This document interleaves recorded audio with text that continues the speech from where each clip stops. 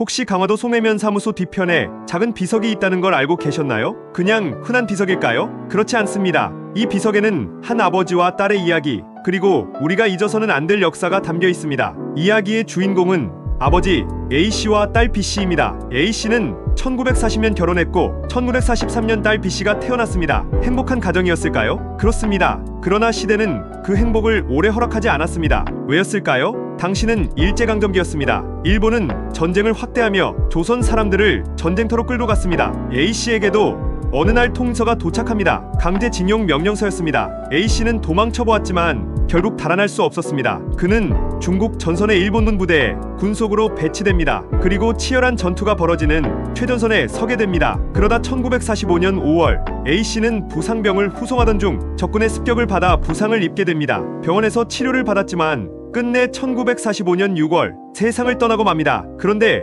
이 소식은 가족에게 전혀 전달되지 않았습니다. 왜일까요? 전쟁 중 연락이 끊겼고 식민지 조선에는 그 어떤 정보도 닿지 않았기 때문입니다. 딸 B씨는 아버지를 단 한 번도 본 기억이 없습니다. 하지만 그 존재를 평생 기다렸습니다. 시간이 흘러 B씨는 어른이 되어 자식을 낳습니다. 그러자 마음속에 묻어두었던 아버지에 대한 질문이 커져갑니다. 아버지는 어떻게 돌아가셨을까? 지금 어디에 묻혀 계실까? 정말 돌아가신 게 맞을까? B씨는 아버지의 흔적을 찾기 위해 여러 곳에 문의했고 태평양 전쟁 희생자 유족회를 통해 일본 정부의 자료를 확인하게 됩니다. 그런데 그 자료에서 충격적인 문장을 발견하게 됩니다. A씨, 야스쿠니 신사에 합사됨. 야스쿠니 신사는 어떤 곳일까요? 전쟁 중 숨진 일본군 246만 명이 신으로 모셔진 장소입니다. 그 안엔 조선인도 2만 명 넘게 포함되어 있습니다. A씨도 그 중 한 명이었습니다. 자신의 의사와 전혀 상관없이 일본 제국의 군사로 일왕을 위한 희생자로 기록된 것이었습니다. 이 사실을 본 순간 B씨는 울지 않을 수 없었습니다. 하지만 그저 눈물만 흘리지 않았습니다. B씨는 같은 처지의 유족들과 함께 일본 법원에 소송을 냅니다. 아버지를 야스쿠니 신사에서